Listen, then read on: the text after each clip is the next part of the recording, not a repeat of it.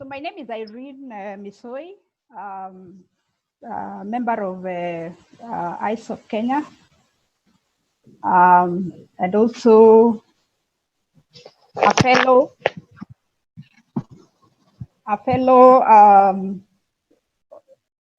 ICE of Global Fellow 2020, and also a Mozilla Fellow 2019-2020, and a member of AFCHICS, an organization that builds capacity for women in computing, and also a lecturer at Catholic University of Eastern Africa.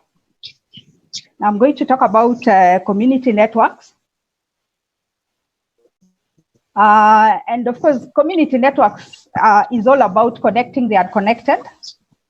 And of course, there is a large population that is not connected or does not have any connectivity in the world. So of course, connecting the unconnected and who are the unconnected today.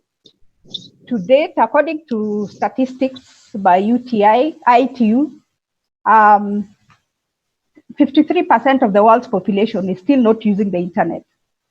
And research undertaken by ITU into the online and offline population shows that 4/5 of the offline population are located in Asia and Africa. So while absolute number of offline individuals at a regional level show that Asia bears the lion's share, it is Africa that exhibits the greatest connectivity shortfall.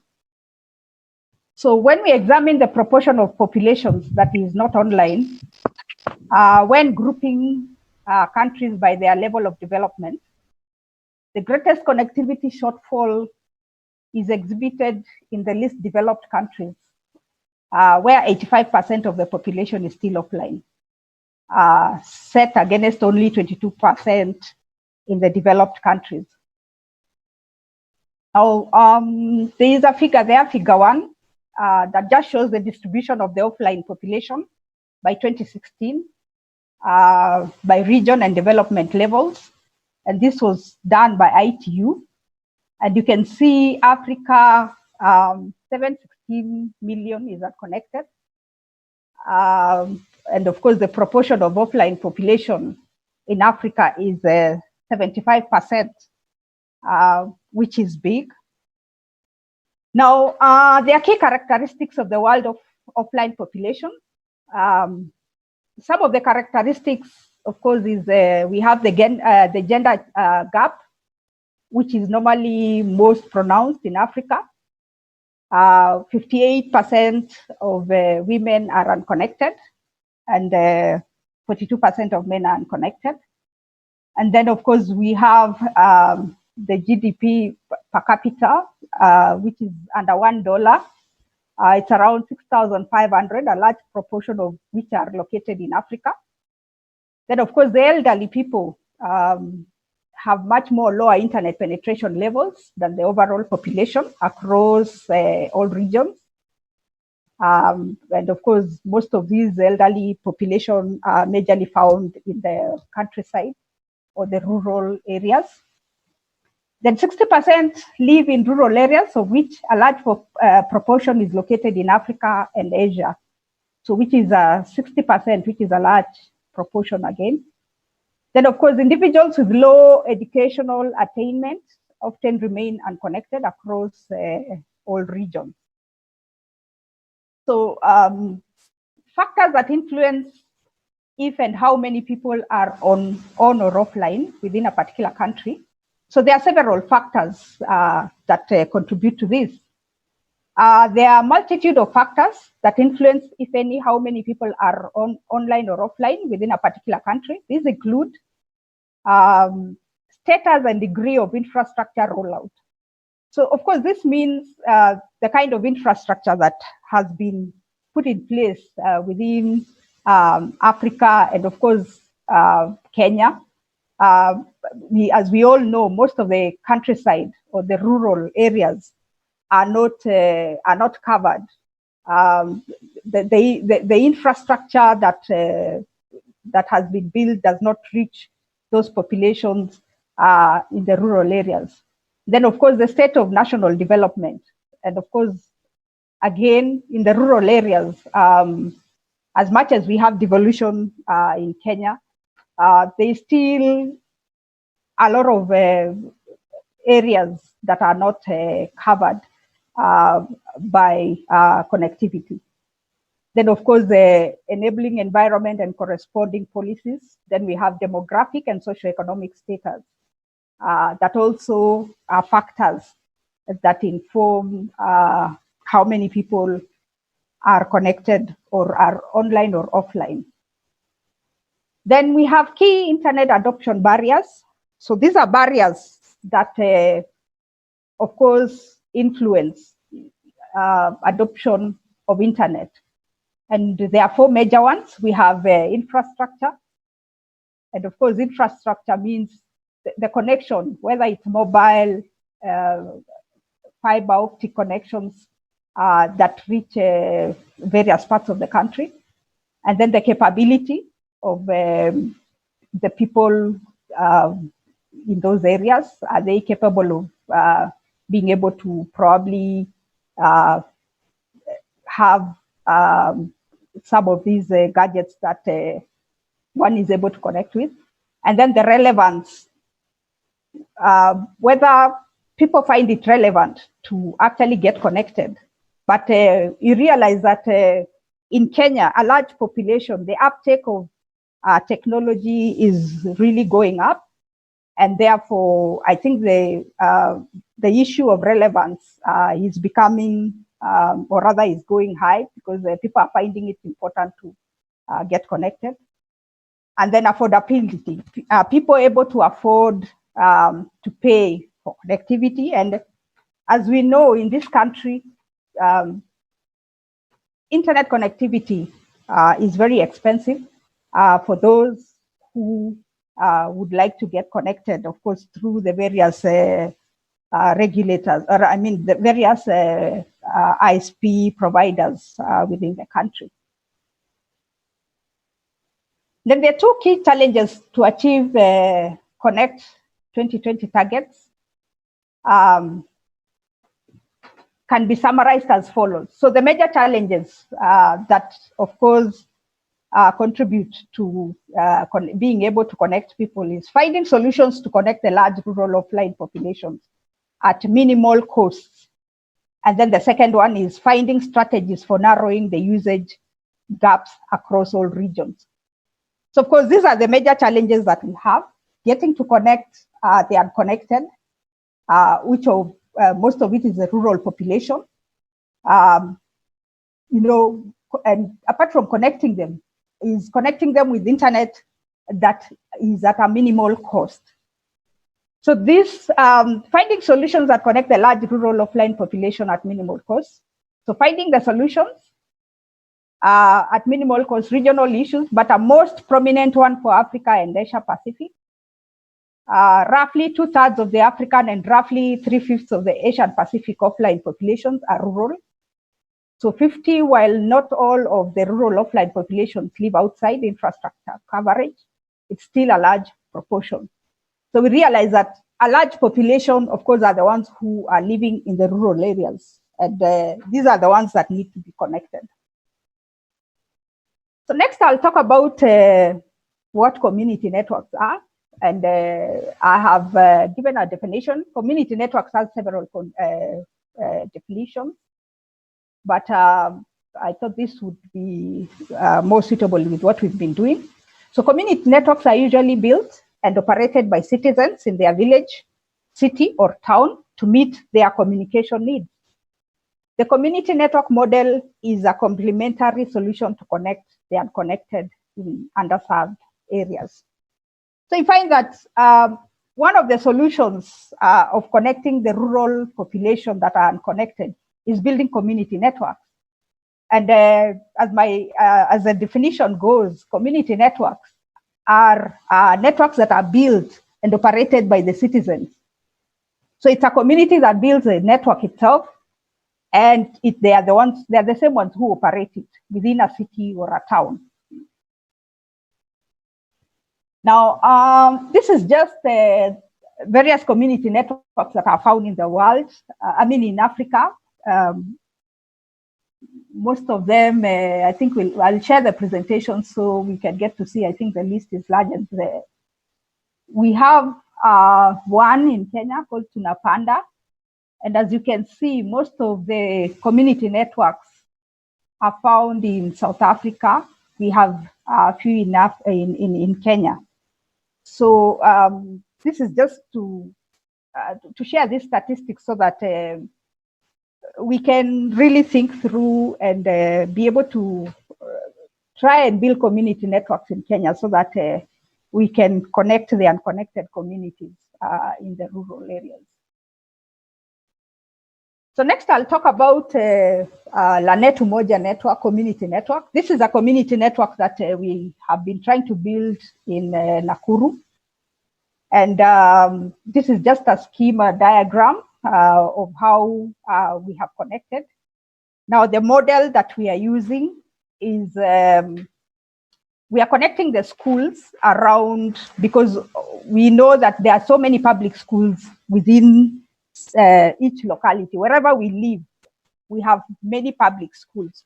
So we have adapted a model whereby we are using the schools. The reason why we are using the schools is so that the schools are the ones that will house the equipment, because they can give security or rather provide security. So in every school, they'll provide something like a server room where the equipment can be installed and it should be lockable, and they provide the security. And then, but the community is the one that pays for the bandwidth. The schools are not paying for the bandwidth. It is the community that pays for the bandwidth.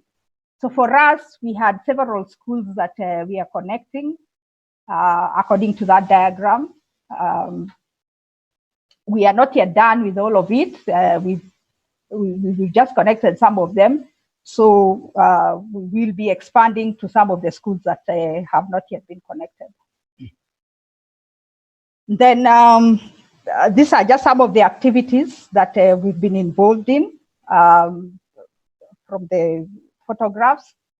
One of the things that we did was to involve the community youth, because we realized there are so many youth that are unemployed. So we, our community champion, who is a chief, we are working with a chief called Chief Kariuki, who a lot of people refer to him as the chief who tweets. So he's been our champion on the ground. This is so that, you know, it makes it easy when you have a champion on the ground, because they're the ones who, or rather he's the one who actually coordinates. It's like an intermediary between us and the community. So most of the time when we have to have meetings, do anything on the ground, then the chief is involved, and therefore he can call upon the community. So we have involved the youth by training them. We've trained the youth so that they can be able to manage the network once we leave. And therefore, the chief had to identify about 30 youth in the community that undertook some training. One, they did an online training. There's an internet training online from ISOC. And then thereafter, we did some hands-on training for them. So, and they've always participated as we do the connectivity as part of, so that they are familiar with what is going on. And therefore, once we leave the site, then they can be able to manage the network themselves. To be able to do some of this, or rather to build the community network, we've had to engage with the communities, various groupings of the communities. So again, some of these pictures just depict some of the meetings we've had with the community. We've engaged the women, and of course, the women group leaders. They have several women groups in the community. So we just picked some of the women group leaders and had meetings with them so that we have also trained them on some of the things. They've told us what they want to learn. Some of them want to use the internet for marketing their wares online. And so we have done a few trainings on how to, upload or create websites where you can be able to upload things, whatever they are selling online. And then, of course, again, the youth, we've had several meetings with them so that there are those who use or rather do online jobs. So we have trained them on how to get access to some of those online jobs. Then there are some of the things that are key when establishing community networks. And some of them are just sustainability plans for the community networks. Because once you put in place or you build a community network, then it is very important to ensure that the project will run through even thereafter. One thing, when we were building for community network, we got some funding from USAID, the initial funding, but most of the funding was just to carry out trainings. And then later we trained the leaders of the community to be able to prepare proposals for funding. So they did prepare a proposal for funding to ISOC, and ISOC also gave some funding, which has helped us now build the rest of the infrastructure that is in place. So some of the sustainability plans that we have done, ensuring that the community pays for the internet connections that they are using. So when you're setting up a community network, don't give free connections.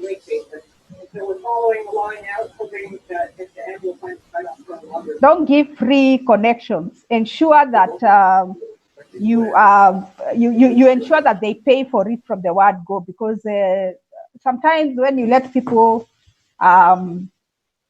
get free connections, later when you want to charge, it becomes a problem. So it's important that from the word go, you ensure that the community is paying for the internet consumption.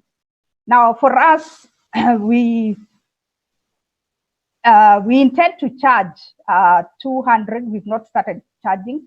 We intend to charge 200 shillings, between 250 and 20 shillings. So to help us do that, we had to put in place a billing system that is able to manage the community payments and all that. So we identified a billing system called Ion Wi-Fi, but we had to integrate it with the M-Pesa system so that people pay via M-Pesa.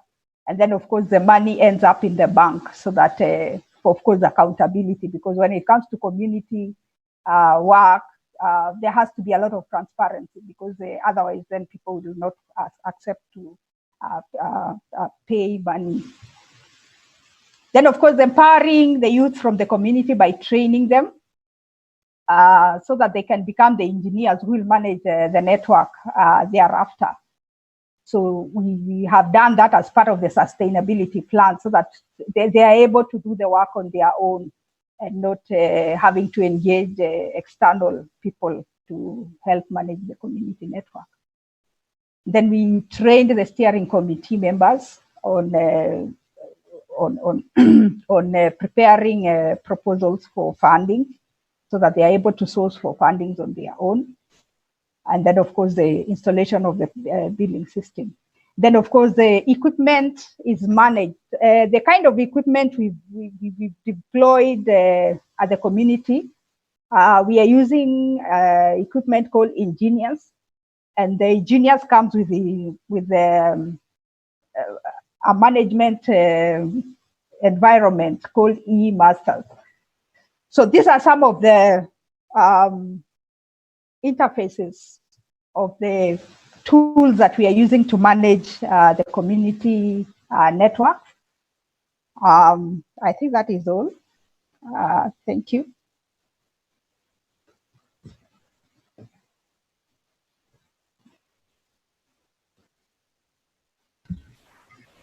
Thank you very much, Irene. I think that is quite informative. I give it back to Anthony, who's the moderator of the session. Anthony, in case of any questions, so that you can be able to. Hi, Hawi. Thank you very much.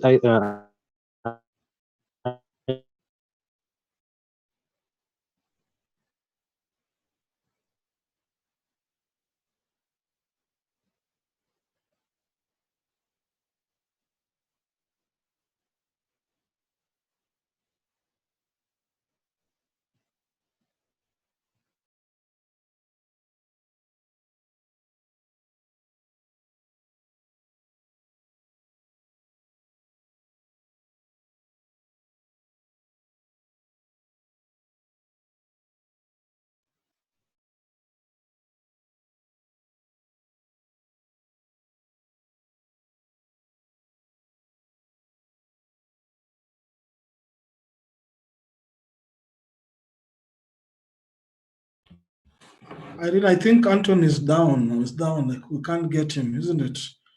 So I think we can just move on. There are a lot of questions I can see. Questions that are being asked by members. And some of the questions that we've seen here, maybe Irene, you can start by some of the questions.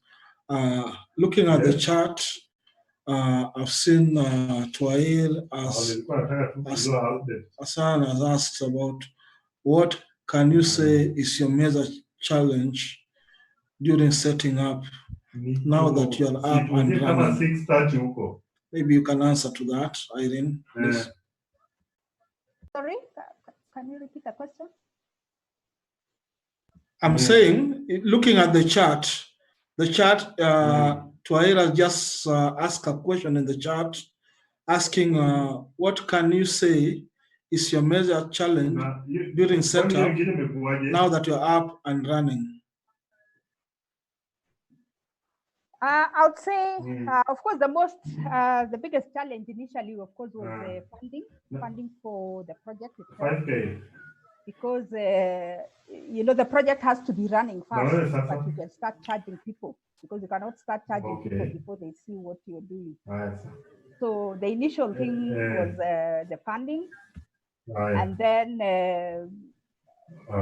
I think after the funding, then everything started flowing, because people would buy into the idea once they see what you're doing on the ground. Okay. I think that's but I would love to get if people want to contribute into that subject, maybe they can also raise up their hands so that I can be able to see some of the raised up hands so that we can contribute into that subject. There's also another question which is coming from, I've seen Elkana Ajowi just raised up the hand. Elkana, please mute your mic. Okay. I've heard Irene's presentation. Hello, are you hearing me? Yes, I can hear you. Yes, and at the beginning I thought, how can this huge thing be done? I was thinking that after the meeting I was going to ask, how do we address the elephant in the room, which is getting this huge cost mast? But the way you went through with it, this is actually possible. Can turn all these schools into wireless hubs. Good starting point, and this can be done all over the country if possible. Yes, it's possible because, of course, the model we adapted. First of all, we identified some few partners that we wanted to work with, and we chose Kenneth. Kenneth is a Kenya Educational Network. which is it provides internet for learning institutions, and we thought it would be a better place to start off with. And Kenneth was very accommodating and very helpful. And we know very well that the bandwidth they provide to learning institutions is subsidized already. So we thought that would also help. And they've really been wanting to connect schools. That is what the CEO told us, and they had not succeeded. The few schools they connected were not able to pay for the bandwidth. So we thought our model, as we partner with them, our model would be able to help them connect the schools.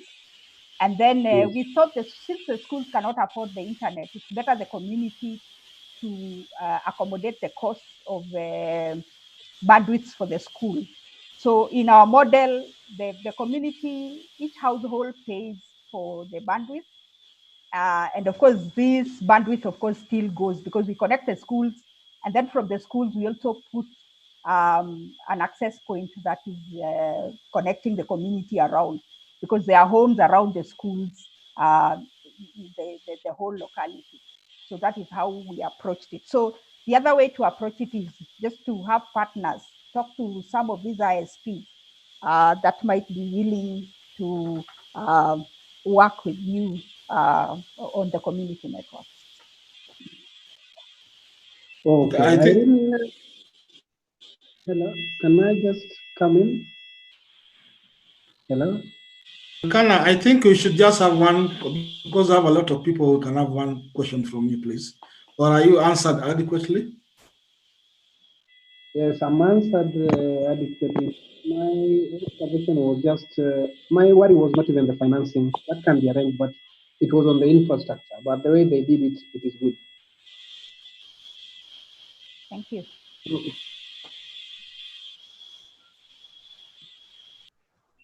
So, Irene, what do you think about the infrastructure issue? The infrastructure issue, of course, that's why I said it would be good to look for partners or look for funding. And as I said, we did a proposal with our community to Internet Society, which they responded to. They gave us some money, which now we were able to scale and buy equipment for the other places that had not been connected with our initial funding. Okay, I think that's okay. Anthony, are you able to come back, because I have seen and from Otieno Omondi, but before he comes in, Anthony, are you able to connect back?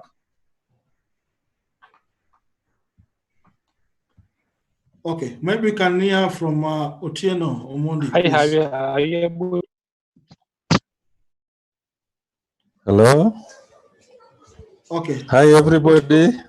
Yes. Hello. This is Ochino Mondi. Just ask your question. I have a good question for Irene. The good question is the community that we are living in. If you just look, for example, we take Nairobi. For example, I think with the internet cost is still a big problem. It's a big challenge to the community, especially during this time when we have the COVID-19. So many people have been down-tooled and they don't have enough funds. And you know, this is the means of communication. What is her way of approaching this kind of a challenge?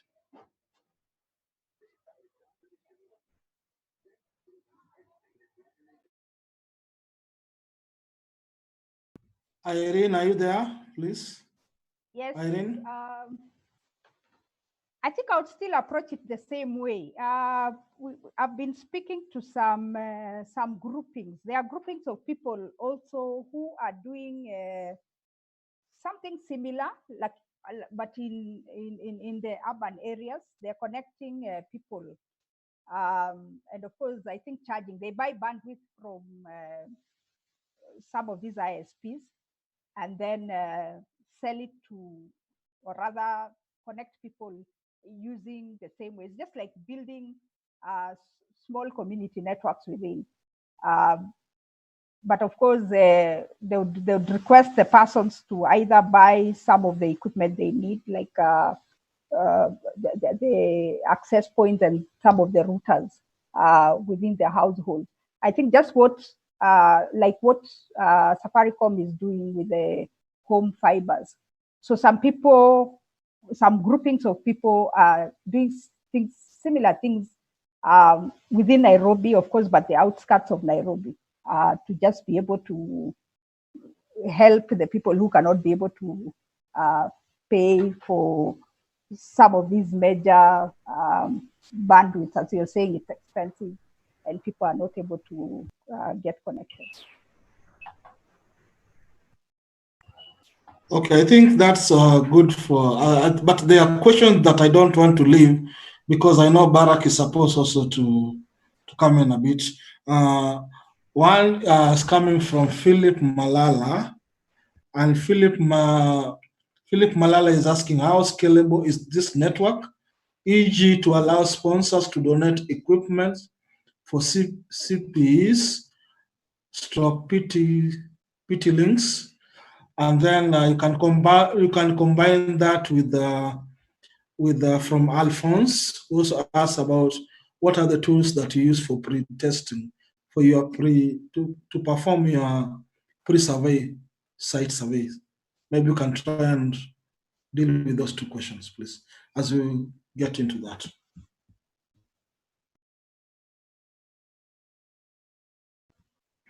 Irene?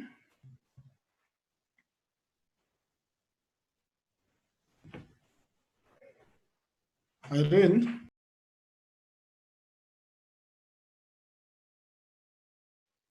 Sorry, I had not unmuted my microphone. He's asking, I think the first question was how scalable is the network to accommodate, I think, organizations that would want to contribute equipment. That was the question. I think this is scalable, and we really would welcome anybody who wants to support us in terms of the equipment, so that we can get to connect all the others.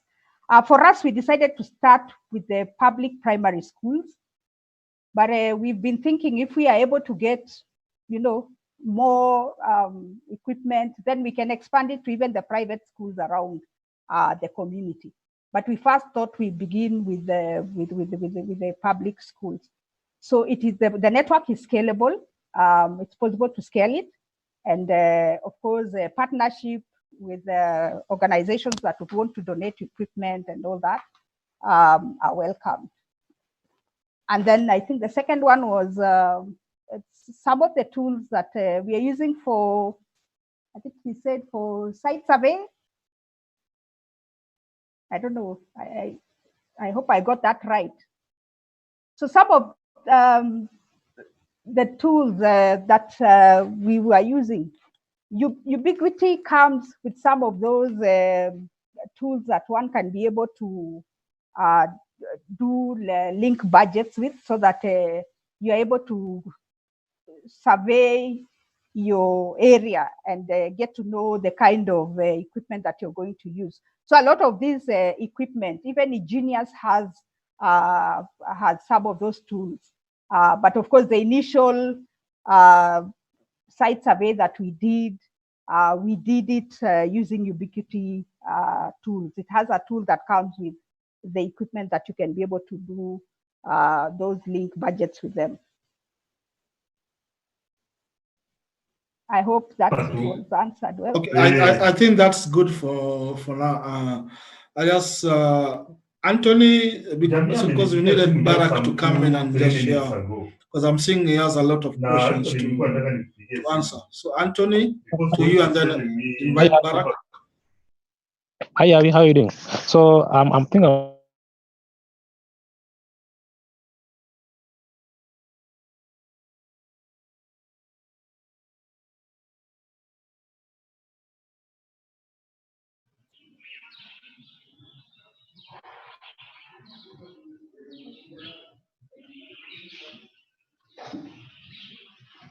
No, Hawi, my continue. We network is a lost. bit shaky.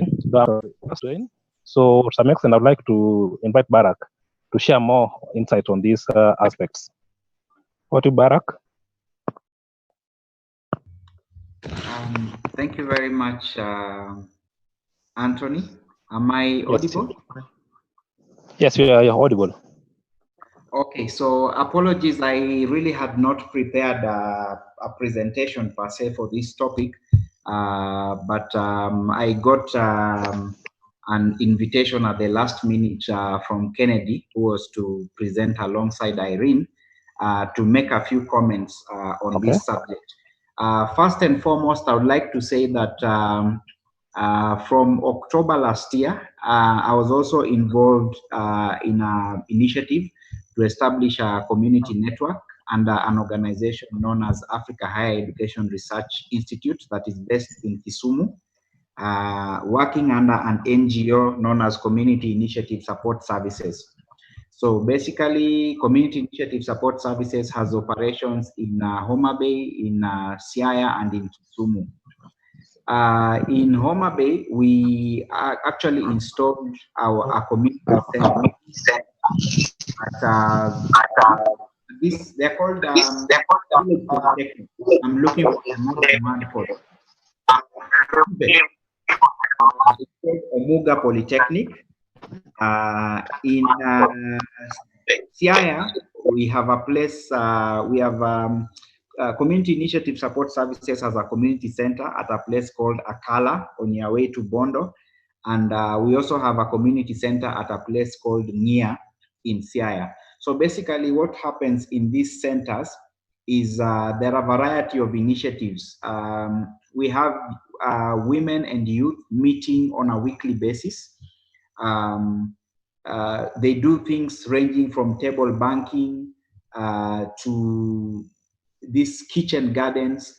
And we felt that we would add to their knowledge by installing digital centers and basically installing wireless connectivity that would enable them to get more information that can support the kind of work that they are doing in the villages.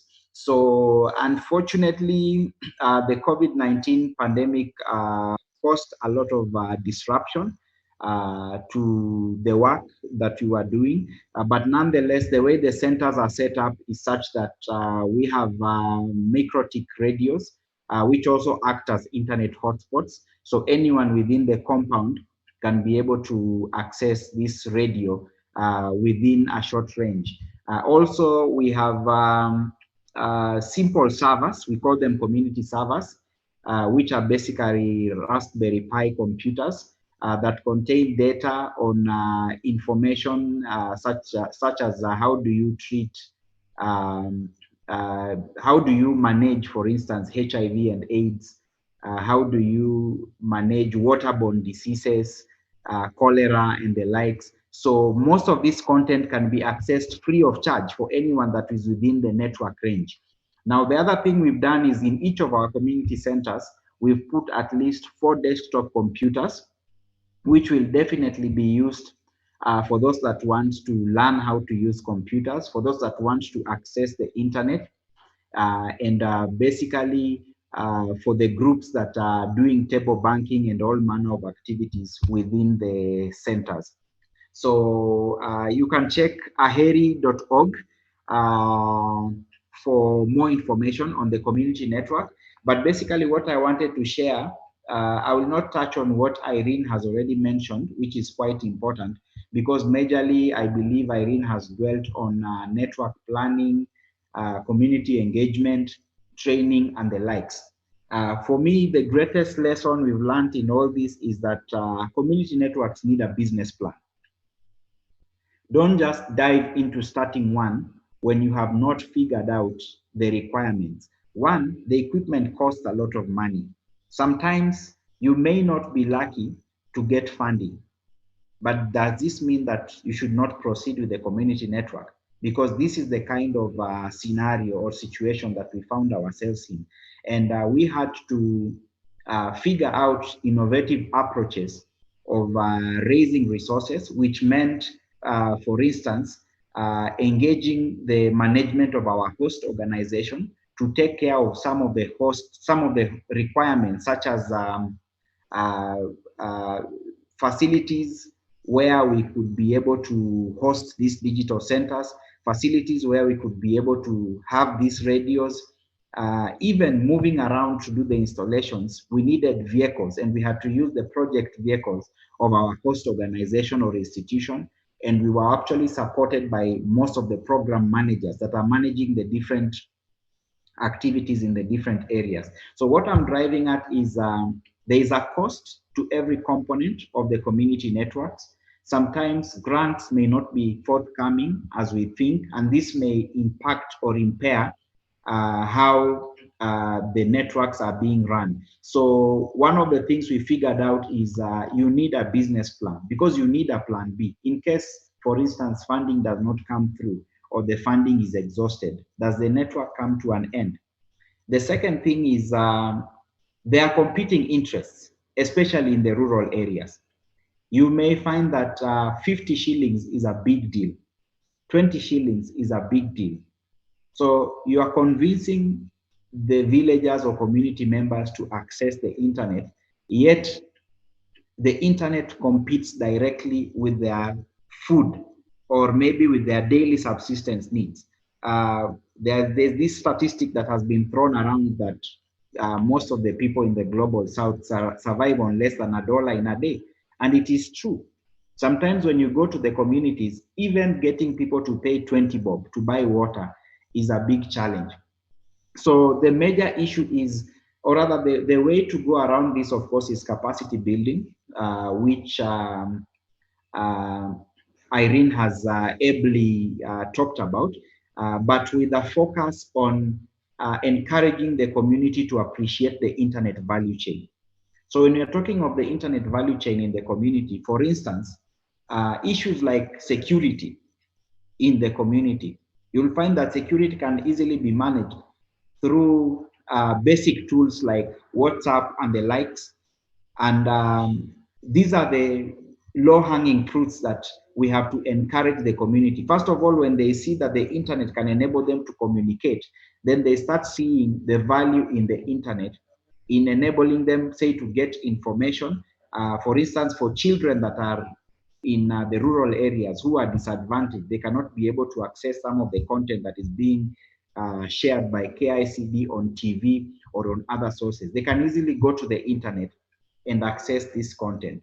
So for us, that is the phase that we are working on now, to do capacity building and try and encourage community members to embrace the internet based on the internet value chain. Of course, we have noted that language is a major barrier or a major issue. Not everyone in the rural areas or in the villages is comfortable in the English language. So we are even looking at ways of working with local youth to pass this message using skits or this small, you've seen most of these small videos that are being done on, mostly they are used on Instagram I'm lacking the right word, by most of our young people that are trying to make a living using the internet. So we are trying to pass this information in the local language so that we can encourage the communities at least to be able to embrace and utilize the internet despite the perceived cost. The other major challenge is that, of course, the cost of getting dedicated bandwidth is quite high up country. For you to work with KNET, it requires affiliation or promotion of academic related activities or institutions. So realize that if you are a community network and you don't have a strong focus or emphasis on academic related activities, then you may find that it's not easy to get the support and subsidy from KNET that Irene has talked about. So you may need to go the commercial way, the way the small wireless ISPs are doing in the towns. And you find that the farther you go out of Nairobi, the fewer the options in terms of service providers that you can get to be able to provide you with backhaul connectivity that you can serve the community with. So the key thing that I am trying to highlight is, in all this, you need a business plan so that you can be able to figure out all these challenges, and so that you can be able to figure out how to overcome these challenges. Of course, in the rural areas, there are also homes or people that can be able to pay for this service. So again, using the business plan, you have to be able to segment and see who can pay for this and who can't pay for this.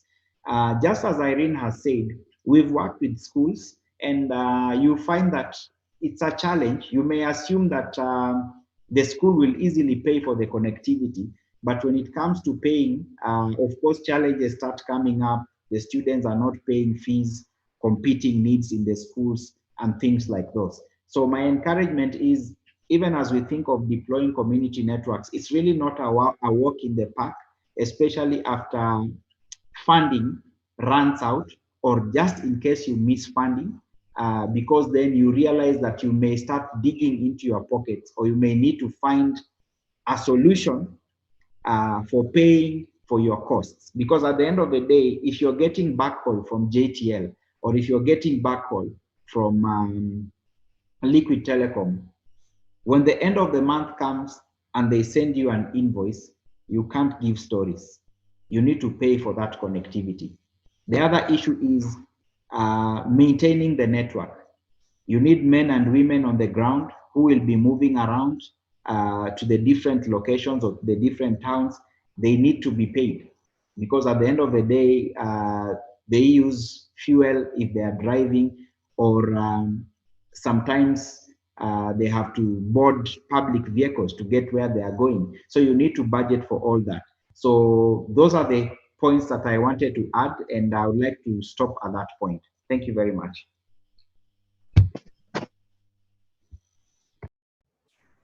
Thank you very much, Barak, for the very good insight on basically the village way of setting up a community network, and also some of the challenges that people who need to set up community networks would basically experience or come to face.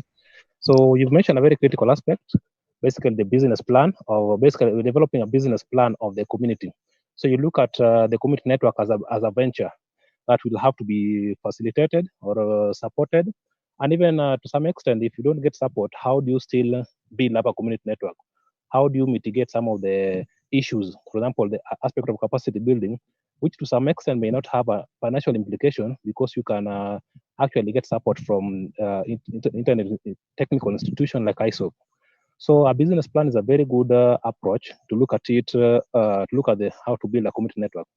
And there's also another concept that we have been thinking about as internet society, and basically from the fellows who participated in this initiative, where there was a conception, they conceived a concept called the nomadic community networks, which is a community network that basically focuses on how the nomads can be supported in basically using the internet as they go about with their daily lives. So as per the government national identity, nomads are people who are perceived, or basically perceived to be moving from one place in search for food. They can be pasture for their livestock, and also for their own, let's say, their own personal needs. So basically, we have three categories of nomads. That is the pastoralist, pastoralist nomads, who move from one place to another with their livestock. We also have another category for nomads, that is the hunters and gatherers, who move from one place to another in searching for food and basically food for them. And the last category, which is also quite new, and Barak also mentioned it, but it was not. It didn't mention the name. It's usually defined to be. It's usually referred to as the peripatetic nomads. The nomads who move from one place to another, searching for basically, it's called the fishermen nomads, because fishermen are also regarded as to be nomads, because they also move from one place to another, searching for food. The basic food is the fish. So these three categories, the nomadic, these three categories of nomads, the pastoralist, the hunters and gatherers, and also the peripatetic nomads, also face some certain issues regarding access to basic needs, like how do they sustain their livelihood.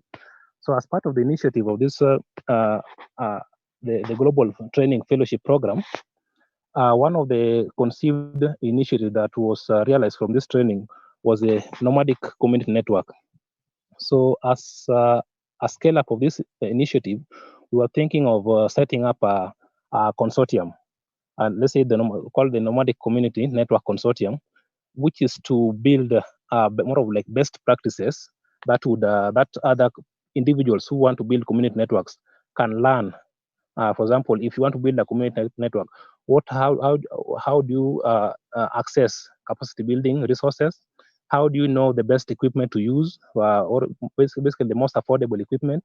How do you even do the mapping of the region? Which type of technology to use? How many equipment to use?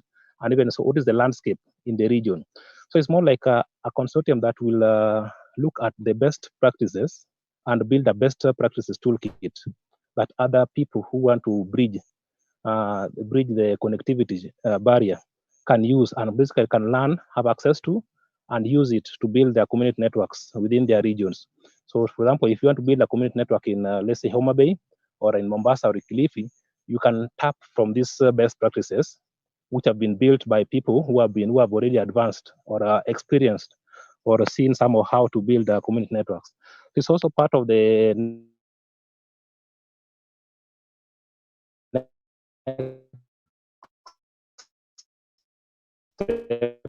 initiative that we are conceiving, and we would like to invite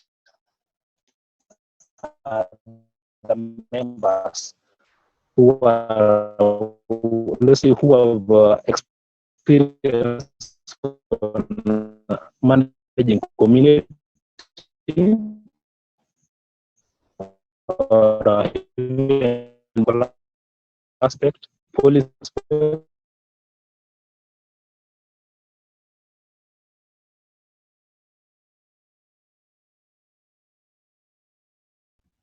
Anthony, are you there?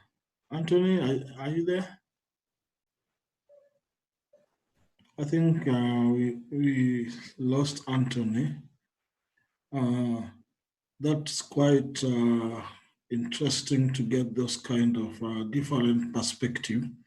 There's also one gentleman that I felt that it's important for us to give a chance to maybe take a minute or two just to explain. That is Twahir. And I don't know if Twahir is here so that he can also give us a background about what they're doing in Kilifi. Twahir? Twahir is around. Okay. You can hear me? Proceed, please. Good evening. Good evening, everyone. Proceed. Okay. Okay, what we are trying, okay, my dream for having a community network in Kilifi started off, I think almost 20 years ago, but it's only from last year that I actually started implementing it. Now, the issue is in Kilifi, we have multiple problems.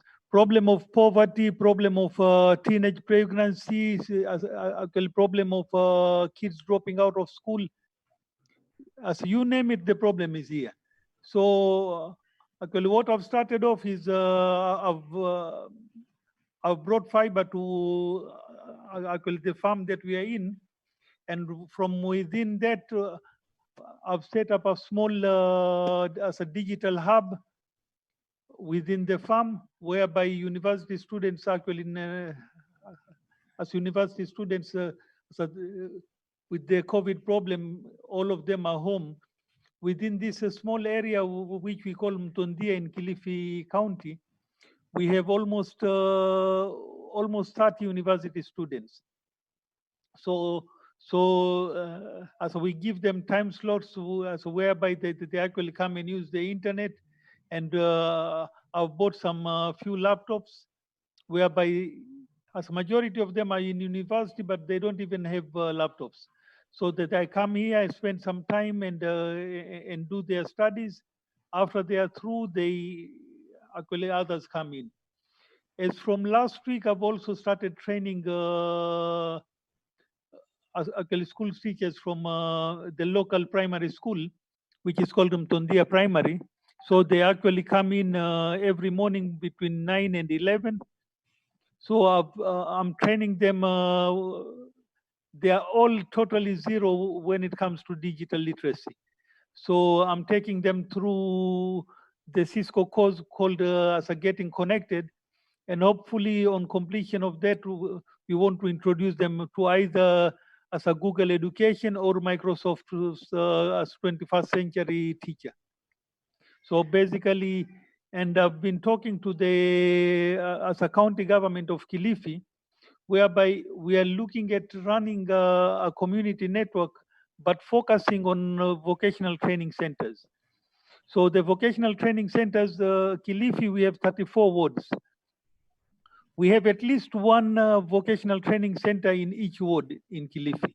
So what we are looking at is dropping internet at the vocational training, and the students at the vocational training center get trained to be to be what we've codenamed net wardens. So they'll be responsible for maintaining the network on the ground, plus any business or homestead around which wants internet, they'll be charged with the responsibility of extending. So the vocational training center now buys internet from our facility, and then the students who are using, they'll be paying a small fee. The community around which uses the internet, they'll be buying bundles from it. Plus now any business which connects, homesteads which connect, they'll be buying the internet from them.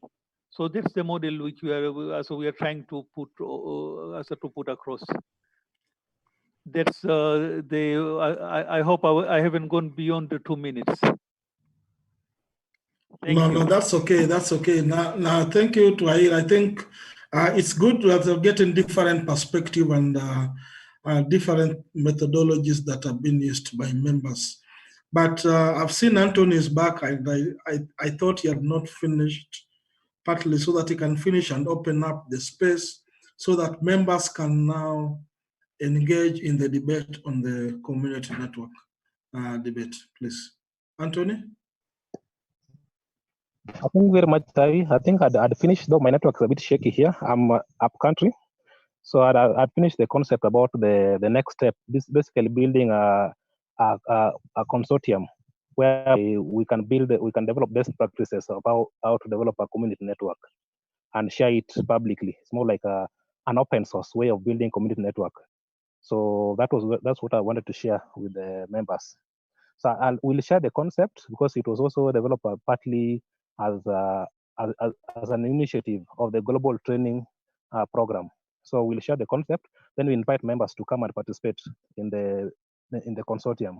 Those who have an interest in the community networks to participate in the consortium. So going forward, I would like to open up the session so that the members can share the insights or even ask questions. So it's an open session now for up to I think up to at 5:30. Then we'll close the meeting at 5:30. Hello, everyone. My name is Lamek. I'm based in Kisumu. And I just wanted to ask some one or two questions. One, I just want to know the wide coverage of the Learned community network. And also there is this notion of security when you are using community hotspots.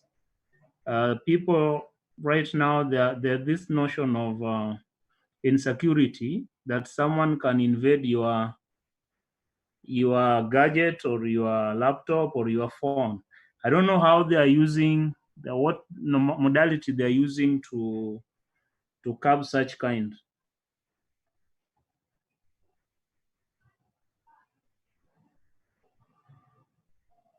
that is good. But Irene, also try and let me remove the PowerPoint, please.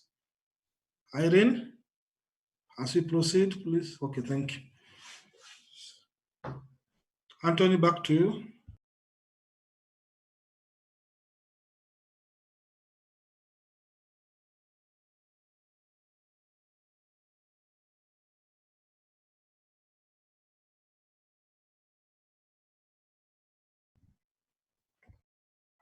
My question was for Irene. Irene was to answer the first part. Thank you. Irene, please proceed. Good evening. Regarding I think the first question was the distance, the coverage. Currently, the coverage is 100 meters from the schools, from each school. So the people around the community can be able to get internet 100 meters from the schools where the APs are installed. And then I think the other question was on security.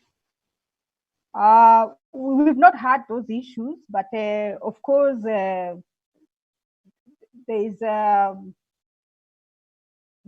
we have secured the internet connections so that when you buy, or rather when you buy the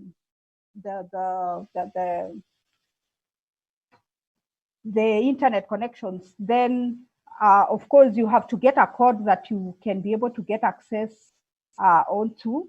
You will receive a code on your phone once you have made the payments through, of course, the billing system.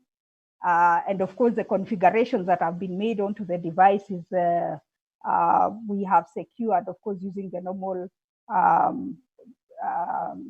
security features that are on wireless network.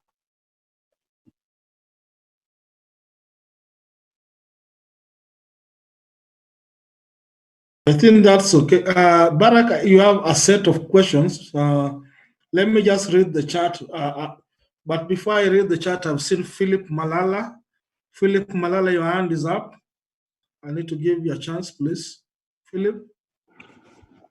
So very insightful. I hope you can hear me. We can hear you, please. Yeah, so I just had two comments or inputs.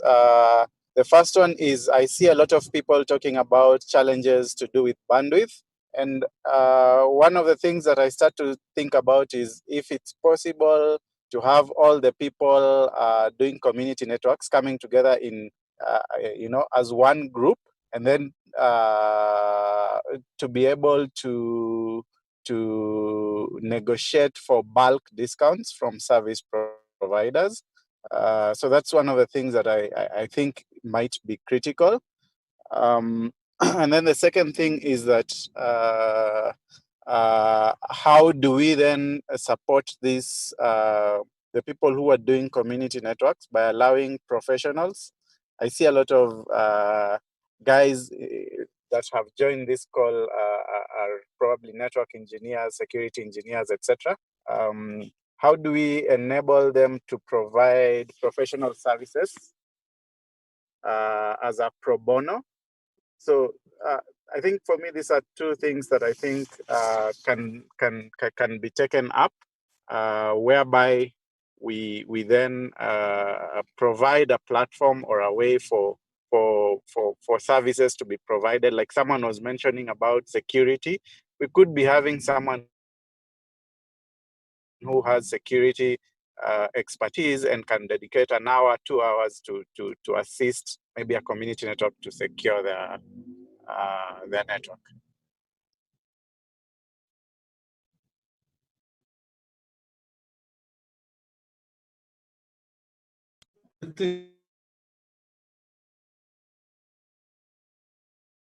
You can answer that. You can give us that comment from Philip, please.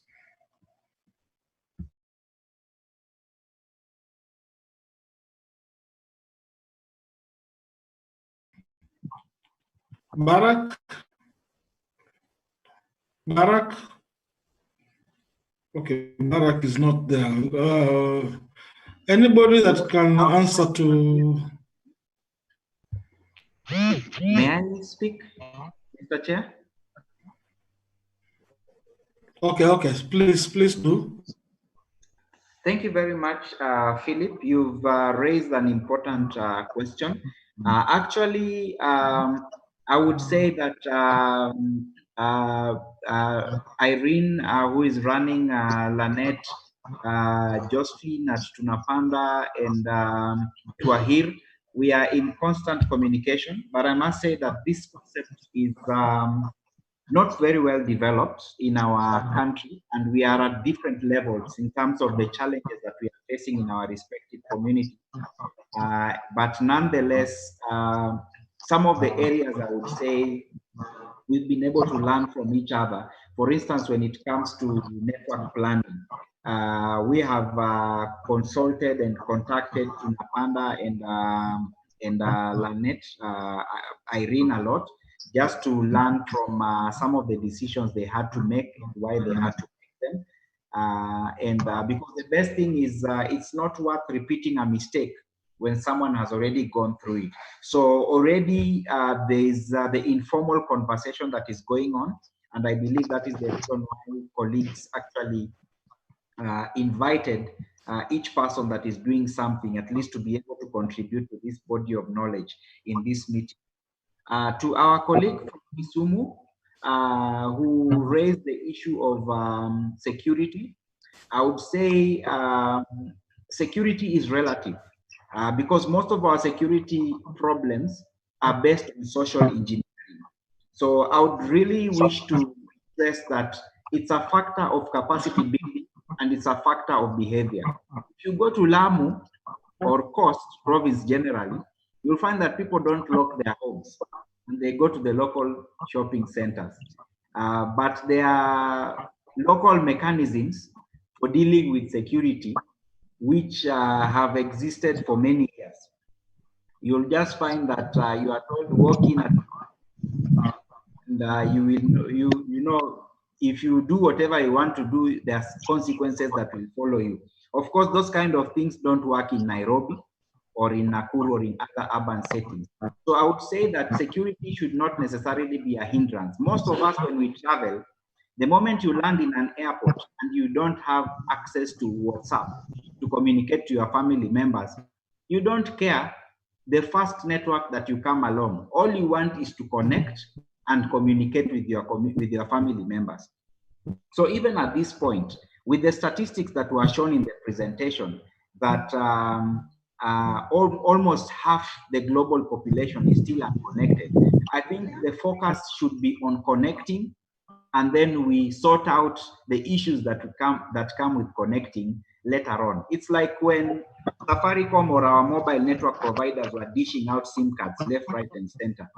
It reached a point where security became an issue and we started dealing with it at that point.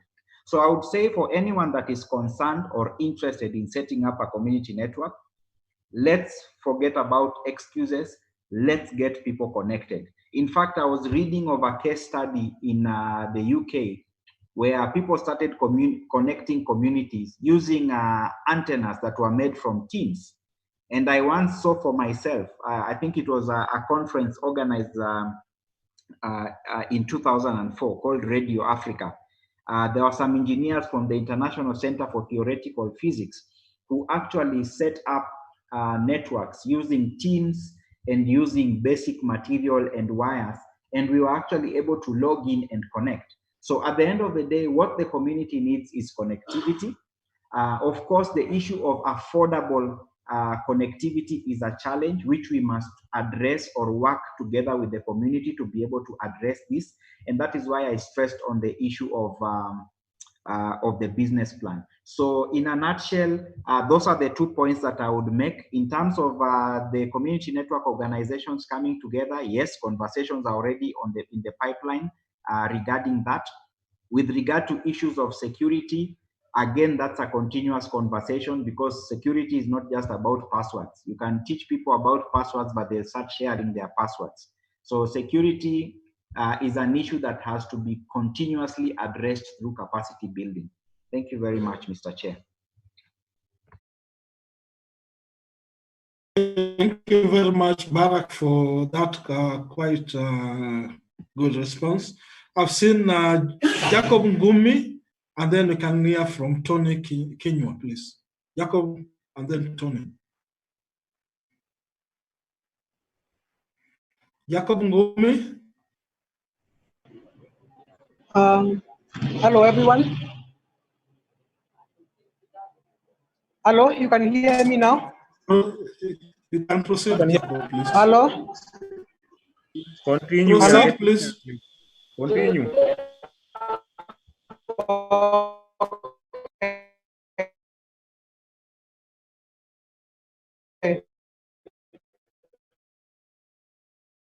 We cannot hear you clearly, Jacob, please.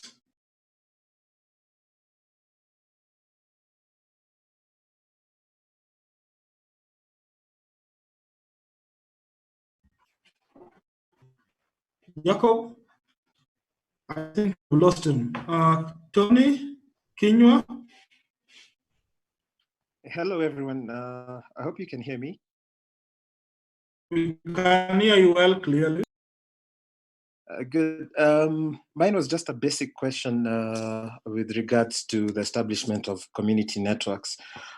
For the people who have established already the community networks, I was wondering, how do they ensure that the community does not perceive this as an individual business, such that you all know how our society is like. So they start thinking that you're out there to start making money, and the response to that initiative actually is watered down because of I would call it basic jealousy. So how do they safeguard the community networks from being perceived as individual ownerships or individual entities? And secondly, within the community network itself, since they're basic partnerships and such, what is put in place to ensure that it remains community focused and does not move into a entity? Thank you. Thank you, Tony. I think Irene, you have some, and then you can get something from Irene. We have some information on Barak too. Irene, to you, Irene Misoi, because you think you have okay, some thank you for the experience question. on that. I think for our community network, from the word go, of course, I said we have a champion on the ground who's the chief of the locality. And then from the chief, we had to form a committee. We normally call it the steering committee of the community network. And the participants, or rather the members of this steering committee, are drawn from all the groupings in the community. The women group leaders, the Nyumba Kumi also are represented in the group. The youth leaders are represented in the group. So that this steering committee are the ones now who came up with how or rule. I mean, they are the ones who've come up with the rules and regulations on how the community network is going to operate. So, of course, one, they had to register it like a self-help group, so that it does not look like it's an individual thing. But that is just what themselves did, so that they were able to also open an account for the community network, where all the funds will go into, and of course, their signatories to the account. This is just to create the transparencies, and then ensure that, as you're saying, you don't want it to look like it's an individual thing, it's a community thing. So those are some of the things that we were able to do within the community, so that there is representations from the youth to the women within the community itself in that grouping. And they are the ones who are, controlling and, who give suggestions as to what happens or how the community network is going to be run. I hope that answers the question. Okay, thank you. We can get Twail. You have something you can add on that, please? Yes, to add on to what Irene was saying, I think actually, Tony, we have to realize one thing.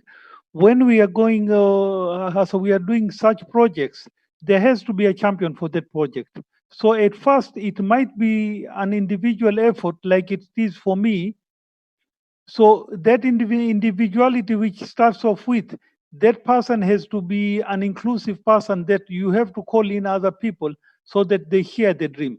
So once people buy into the dream and they start seeing the fruits of that effort, then I think that as a problem of people, as we call it in Kiswahili, kutegeshana, it won't be there. That's my take on it. Thank you.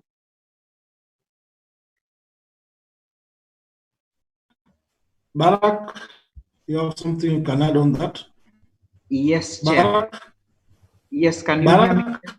Yes, can you hear me? You have, yes, we can hear you. Can hear you, please.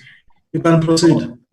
Yes. So on our part, with respect to Africa Higher Education Research Institute, which is the home of our community network, what we did is our community network is hosted by a community-based organization. It's called Community Initiative Support Services International, which has been doing community service for the last 30 years. So as part of the core team, our main director is actually an expert in community development or community service. And CIS already has a structure where it supports close to 100 women groups and a similar number of youth groups.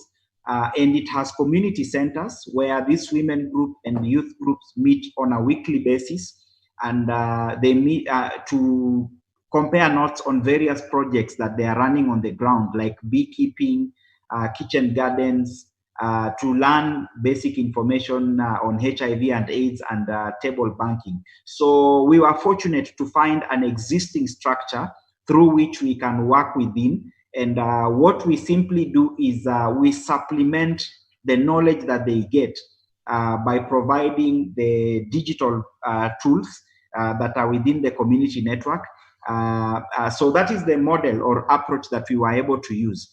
In terms of sustainability, already from the activities that are taking place in these respective groups within the Community Initiative Support Services framework, for instance, you find that there are community members that bring honey to, for example, the community center that we have at the place called Nia in Siaya. They bring honey, they are paid, and the honey is refined in the facility and sold. So already there are income generating projects that are going on in these community centers, which ideally supplement in a way to the cost of maintaining the community networks. But of course, we are looking at a model where we'll be able to generate income from the services that are being provided to the community by the network so that it meets its costs. So that is the other angle that I will add. So in terms of the leader, in terms of how the structure of our project team is, the director, who is an expert in community services, is the lead. And then, of course, I am there to provide technical resource or input. And we also have the project officers in the respective areas who are our direct interface with community members. Thank you, Chair. Thank you, Baraka. I know Anthony is about to come in. Before Anthony comes in, I've noticed that Alphonse from Tunapanda is also here with us. Alphonse, can you say something a bit? Alphonse? Alphonse from Tunapanda? Yes. Can you hear me? Yes, just say something a bit about, because you are Tunapanda being the mother of the community networks and being tested. How is your progress, and basically some of the things that have been discussed in this forum. Thank you. Okay, thank you. Just to be brief, TunapandaNet is, I think in Kenya, the oldest community network, according to my knowledge. and we've been doing a lot. I just want to maybe take a small follow up on the chats that has been going on.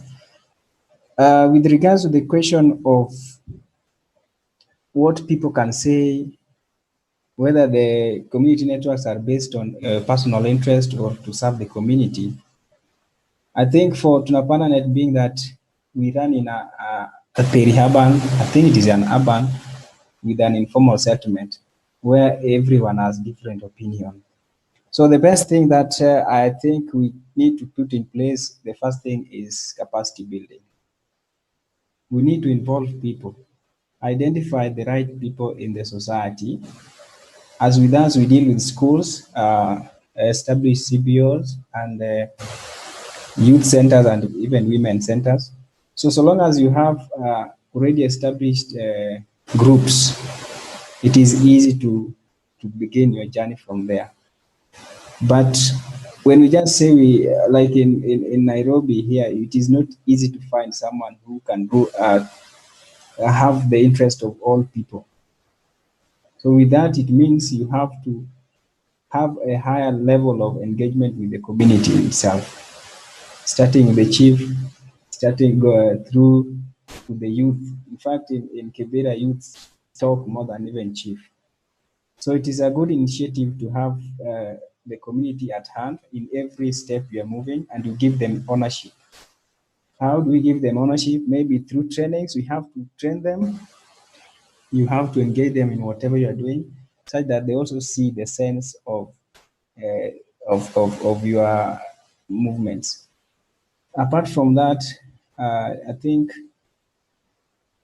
we will discuss more as we continue, but unless there is any question that someone has, I can respond. Thank you.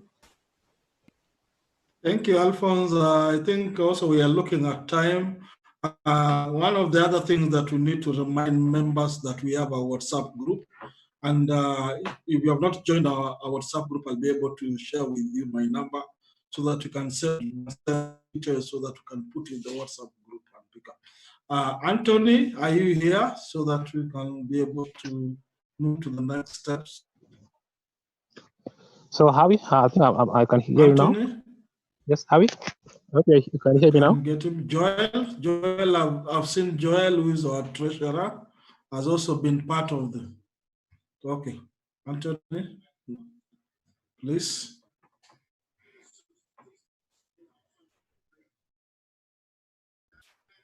Anthony, please.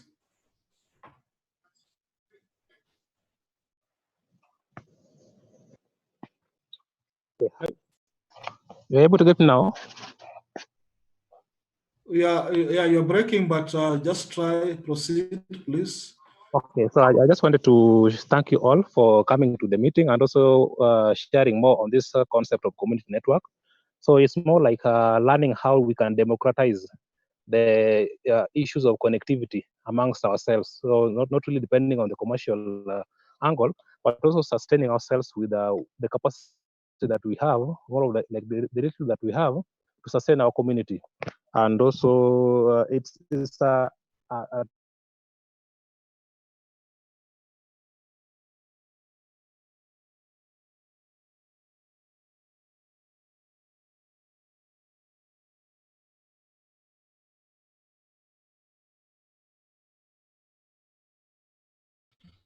Anthony, we can't hear you.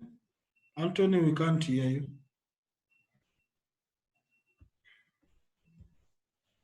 Anthony, please, we can't hear you.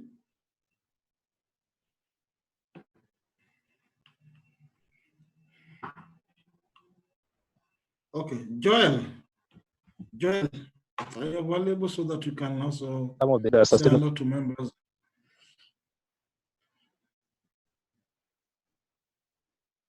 Joel, please.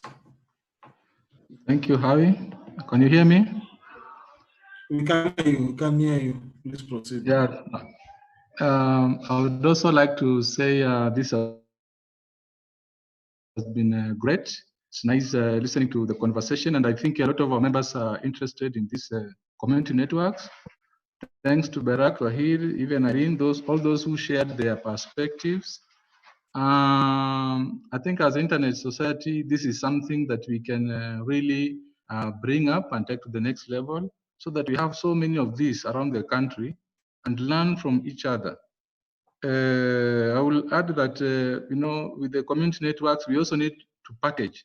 We need to package our service in a way that probably there is a platform which will encourage either register for a particular service or register as users, because unless we drive down a particular benefit like online learning system, like a business proposal, something that will bring people together, so to say, we will not be able to sell our business ideas. So I think there's been a lot of conversation along the chat lines. Or if you look at the chat, people have been proposing, we need a business plan, and we all know that what drives a business plan is the solution. What value are you proposing? So if this can be thought along, I know in the Tuna Panda project, one of the things and the main thing that happened was a learning platform that was now available to members of the community. So at what level? That would also dictate the institutions that were brought on board. Twahir is trying to do something like that as well. And Irene, if it is a secondary level or a primary level, then we will have as many secondary schools joining, because they know if I spend 1 or 2 hours in this network, I will learn so much. If I spend 6 hours in this network, I will learn so much, or I'll be able to benefit as far. So maybe that is what I would encourage. And I know that resources are hard to come by, but we want to have another session of community networks if members agree, so that we can have more sharing, because I can see there's still a lot of concern. There's still more questions coming up along the chat. Thanks, Hawi, for chairing the session, and thanks for all those who came during this session. Thank you. Thank you very much, Joel. I think members have seen quite a very informative information, including links which people are posted there. We have a WhatsApp group. I've just posted my number there, so that you can share with me your number if you have not joined the WhatsApp group, because you have members who have been part of the WhatsApp group. I know we have issues about members' engagement, and I think now with the increase this membership meetings that we are going to, I believe that we are going to have more members share more information. If there are any pressing issues, please try and live the officials that are here. I want particularly to thank Irene Misoi, Barak, Twahir, Alphonse was able to give a brief, and all of us who have been able to attend this engagement, and including Victor, who has been behind the scene, and Anthony and Joel, and the entire team from the Internet Society. So thank you, and I think now I will allow us to leave the meeting. In case anybody wants to pray for us, can also be voluntary. Pray for us, please. Any volunteer? Okay.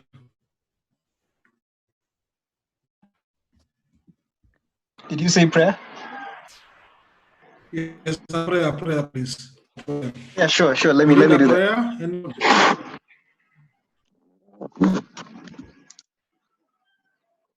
Okay, let me pray. Thank you, dear Jesus, for allowing us to have had this meeting. I understand we are from different denominations and all that, but we're still grateful for allowing us to engage on technical issues that would build our community going forward.